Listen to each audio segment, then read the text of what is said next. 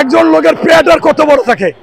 এই যারা বৈষম্য বিরোধী আন্দোলন করে তাদের নেতাদের পেট ভরতে ভরতে ভরতে ভরতে এমন বড় ভরছে, এখন আর তাদের অবৈধ পয়সায় পাহাড় হয়ে গেছে। এখন চিন্তা করে যে এখান থেকে কৌশলে বের হয়ে আমি যদি আবার রাজনীতিতে যাই, একটু নেতা টেতা হই। তাই তিনি বলতেছে যে আমি তো 18 সাল থেকে রাজনীতিবিদ। এর আগে কিন্তু সংসদ যখন উপদেষ্টা নেওয়া হয় তখন বলা হয়েছিল কোনো রাজনীতিবিদ নেওয়া যাবে না এবং যারা এখানে থাকবে এই সরকারের আমলে নির্বাচন করা যাবে না। সেখানেও দেখেন এখন আবার সে বলে আমি নির্বাচন করতেও পারি নাও করতে পারি, আমি তো 18 সাল থেকে রাজনীতিবিদ, আমি রাজনীতি করব।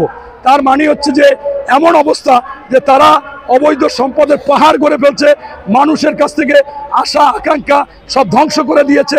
মানুষ চাচ্ছিল যে এরা সবসময় অন্যায়ের প্রতিবাদী একটি কণ্ঠস্বর থাকবে, অথচ তাদের মধ্যে যে লোভ, এই লোভ দেখলেই তো আপনি আগেই বোঝেন যে আপনার 52 ভাষা আন্দোলনে ক্ষতিগ্রস্ত কেউ কিছু বিনিময় চায় না, 71-এ চায় না, 90-তে চায় না, কেন আসে এই জুলাই আন্দোলনে তারা চায়। এবং ঠিকই খুনি হাসিনার মতো স্বাধীনতা যেরকম আপনার পুঁজি করেছিল, এরা কেন যেন 24 জুলাই পুঁজি করতে চায়, এর থেকে টাকা পয়সা ইনকাম করতে চায়, এরা ক্ষমতা চায়, এরা পদ পদবি চায়, এরা উপদেষ্টা চায়, মন্ত্রিত্ব চায়। এটাই হচ্ছে যে তারা যে লুবি, এবং এখন সেই জন্য তাদের যে অর্থ উপার্জন সেটা পাহাড় সমান হয়ে গেছে, এখন আর পারে না। একটা গল্প আছে, একজন খাদক খাইতে খাইতে খাইতে খাইতে অজ্ঞান হয়ে পড়ছে, এখন একটা ট্যাবলেট নিয়ে এসে ট্যাবলেটটা খাইতে বলতেছে, ও বলতেছে যে খাইতে পারবো না। পরে পেপার একটা কাগজে লিখে দিয়েছে যে ওইটা যদি খাইতে পারতাম তাহলে একটা মিষ্টি খাইতাম, হ্যাঁ, তোমার ট্যাবলেট খাইতাম না।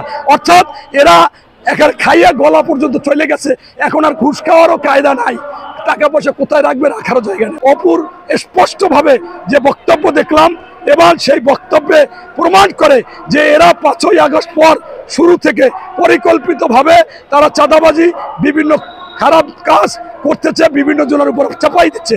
তাই আমি মনে করি যে এই সরকারের উচিত এই আসিফ মাহমুদ সহ যদি জামাত কারা জড়িত আছে এবং আগে নাহিদ ছিল, এদেরকে যদি গ্রেপ্তার না করে কঠিন শাস্তি না দেয়, তাহলে আইন শৃঙ্খলা তাদের কথাবার্তার উপর ভিত্তি করে আরো অবনতি হবে। এবং এই নির্বাচন নিয়ে এরা ষড়যন্ত্র করতেছে যে আইন শৃঙ্খলা। আপনাদেরকে আমি স্পষ্টভাবে বলতে চাই, বাংলাদেশে এ পর্যন্ত স্বাধীনতা থেকে 90-এর আন্দোলন, এই 24-এর আন্দোলন, সেনাবাহিনী ছিল দেশপ্রেমিক এবং তারা সঠিক। তারা যদি নির্বাচন করে কোনোভাবে এই বাংলাদেশে নির্বাচনে কোনো কারচুপি হবে না, নির্বাচনে কোনো ভোট কাটাকাটি হবে না, কোনো সমস্যা হবে না, সন্ত্রাস হবে না। কিন্তু তারপরেও তারা পরিকল্পিতভাবে এরকম দেশে এই অস্থির অপুজে দিচ্ছে, সে রাজসাক্ষী। উচিত ছিল এই সরকারের, অন্তর্বর্তীকালীন সরকারের সাথে সাথে আসিফ মাহমুদকে গ্রেপ্তার করে রিমান্ডে নিয়ে তার বাবাকে, নাহিদকে, যারা যারা জড়িত, এর আগে মাসুদ যেন হান্নান মাসুদ, তার কথাও বলেছে যে সেখানে, এবং স্পষ্টভাবে মোটরসাইকেলে এই আসিফ মাহমুদের সাথে তার কথা হয়েছে ওয়েস্টিনের নিচে, এরকম প্রত্যেকটা প্রমাণ সহ সে বলেছে, সাংবাদিক ভাইরাও এটা তুলে ধরেছে। তাই আমি মনে করি যে আপনি যদি গোলায় গলত রাখেন তাহলে আপনি সফল হবেন না।